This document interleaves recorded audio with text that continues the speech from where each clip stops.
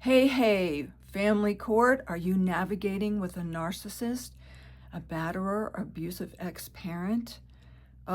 Tune in because my name is Margie Fitzgerald. I'm an LCSW, family systems trained, and I coach parents that are navigating through these crazy child custody cases. And today we're going to be talking about manipulation tactics, which I'm sure you guys are familiar with them. I was familiar with that term when I went through this 20 years ago, but I had no idea what it actually looked like, how it played out in communication patterns and retaliation tactics that the narcissist batterer used during our child custody case. So pay attention. I also want you to look at my link, click on the link in my bio and go to the school community, because I just created this training on very specific. We go through a particular conversation with a narcissist batterer and how easy it is to get entrapped if you don't understand the structure of how they impose power and control, the tentacles of the coercion, and how to actually document it properly so that it can be filed in court as evidence, which I did not know. And that's why I'm doing these trainings, because I want to help you guys to stay 2 steps ahead, because these abuse tactics, they even consider continue post-separation. And the bottom line is really for us to maintain resilience and relationships with our children, which sorrowfully, that is not happening in a lot of cases because we don't have the correct legal structure in place yet, but that's really our goal. I have another training in there where I'm uniting with one of the experts on this stuff for uniting to dismantle the current structure of family court.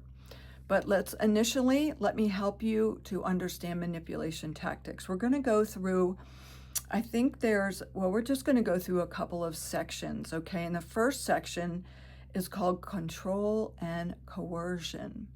Okay, when you think about coercion, it's being forced, right, against your will. Now, we have seen that happen in society all around us. But right now we're focusing on the one most important, because it deals with families, is family court subjects, which is an appropriate term, ironically, that I just used.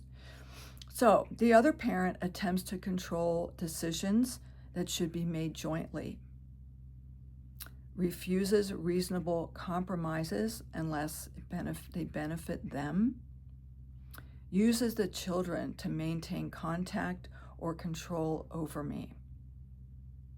I just want you to listen as I go through these, then we'll dive deeper.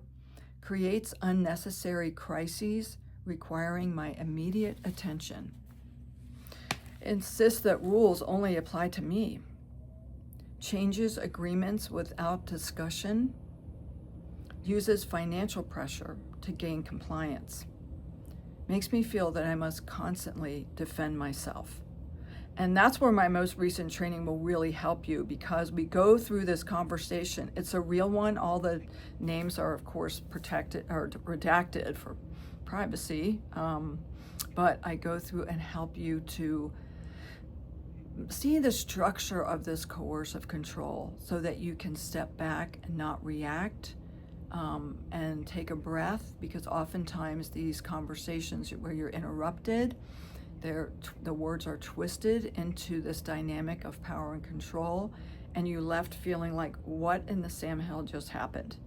Like, I'm so confused. So I wanted to give an example because it was pretty profound. Although I did tell my attorney that it happened, it did not get filed on the record. It's the example of the financial pressure to gain compliance. So it was probably 4 or 5 years into this custody battle, and you can read all of this in Nightmare on Hostage Hills. I was basically pleading for my ex to let our 3 children, of which I was the primary caregiver, spend time with me by ourselves.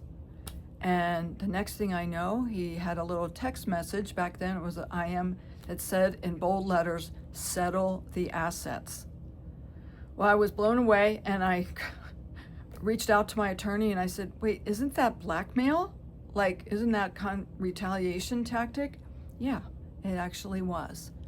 And although I did report that to my attorney, I did not have it printed out and didn't have the actual evidence. But that was just one example of coercive control that these narcissist batterers will use in child custody cases. You'll also see that in dealing with the children. There'll be a custody visitation order for visits for the children with the mother. And at the last minute, you'll get a call, oh, so-and-so is sick, not going to be able to make it today. And this is when the loving parent, the one who's being vilified and erased, has already started to travel, taken time off of work to leave to go have visitation with her children, and it gets canceled last minute. And there really is no impunity. So documenting all these things, and I show you some effective documentation strategies in my trainings in the school community that I'm going to put the link below. I want you to go there. It's free membership, and I'm constantly working on some new trainings for you guys. And I'm kind of tapering them down because I know how traumatizing it is going through this process with a narcissist batterer when all you want to do is protect your kids and ensure their safety, their health, their freedom from abuse, their healthy development, and their relationship with you, the loving parent, still intact.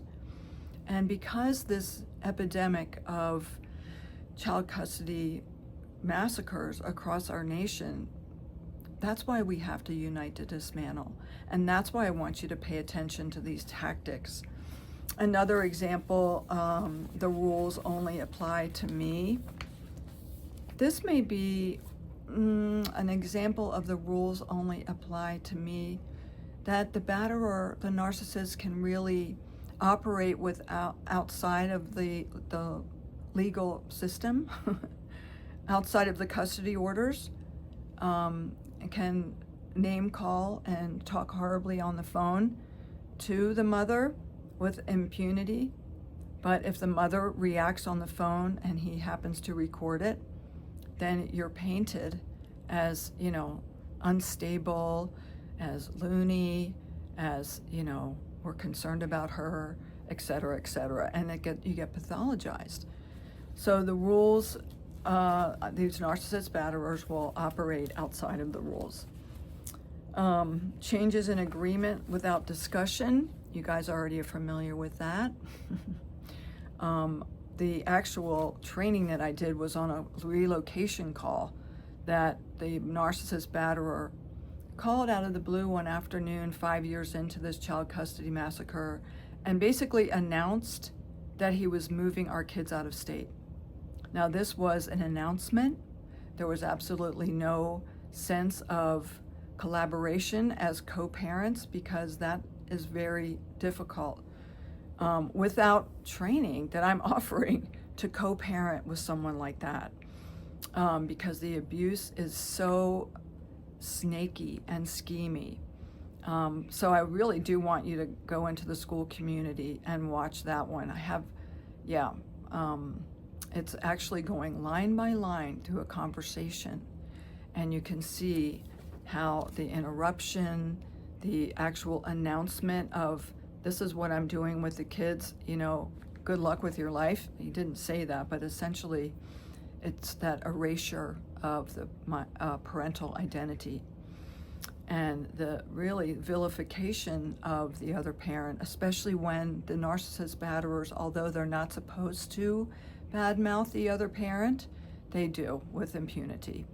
And so the more we can learn to document, to step back, to not respond until you've taken a breath, taken a walk, said a prayer, then you can write what your response would be in a meaningful, strategic way.